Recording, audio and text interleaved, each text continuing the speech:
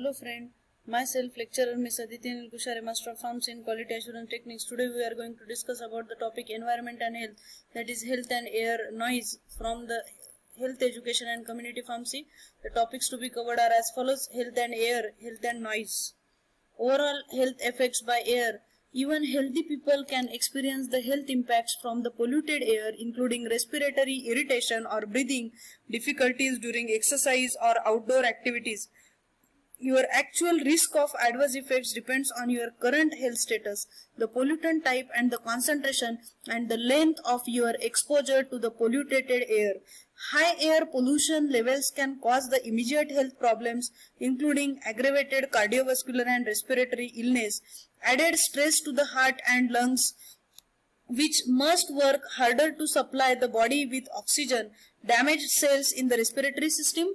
The long-term exposure to the polluted air can have the permanent health effects such as accelerated aging of the lungs, loss of the lung capacity and the decreased the lung function, development of disease such as asthma, bronchitis, emphysema and possibly cancer.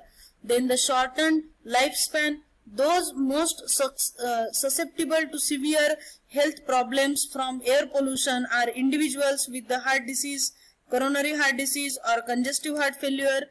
Then the short-term exposure to particulate pollution are that can be aggravate the lung disease causing the asthma attacks and the acute bronchitis, increase the susceptibility to respiratory infections, cause heart attacks and arrhythmias in the people with the heart disease. Even if you are healthy, you may experience the temporary symptoms such as irritation of the eyes, nose and the throat, coughing, chest tightness, shortness of breath. Then the noise health effects are the physical and the psychological health consequences of the regular exposure to consistent elevated sound levels. Elevated workplace or the environmental noise can cause the hearing impairment, tinnitus, hypertension, ischemic heart disease, annoyance and sleep disturbance. Changes in the immune system and the birth defects have been also attributed to the noise exposure, although the age-related health effects, that is presbycusis, occur naturally with the age. In many countries, the cumulative impact of noise is sufficient to impair the hearing of a large fraction of the population over the course of a lifetime. Noise exposure has been known to induce the noise-induced hearing loss, then the tinnitus, then hypertension, vasoconstriction and other cardiovascular adverse effects. The chronic noise exposure has been associated with the sleep disturbances and increased the incidence of the diabetes. Adverse cardiovascular effects occur from the chronic exposure to the noise due to the sympathetic nervous system's inability to habituate. The sympathetic nervous system maintains the lighter stages of the sleep. When the body is exposed to noise, which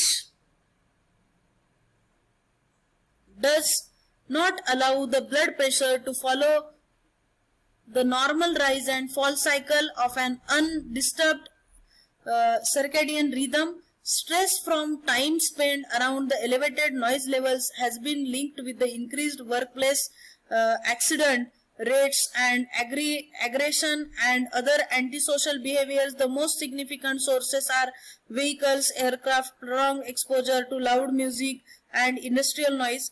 There are 10,000 deaths per year as a result of noise in the European Union. Then noise-induced hearing loss. Noise-induced hearing loss is a permanent shift in a pure tone thresholds resulting in sensorineural hearing loss.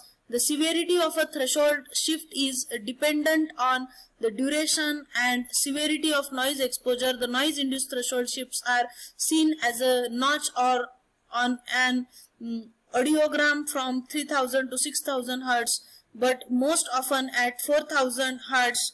The exposure to the loud noises, either in a single traumatic experience or over time, can damage the auditory system and result in hearing loss and sometimes tinnitus, as well as traumatic noise exposure can happen at work. For an example, loud machinery at play for an example, loud sporting events, then concerts, recreational activities, and or by accident. For an example, a backfiring engine. Noise induced hearing loss is sometimes unilateral and typically causes the patients to lose the hearing around the frequency of the triggering sound trauma.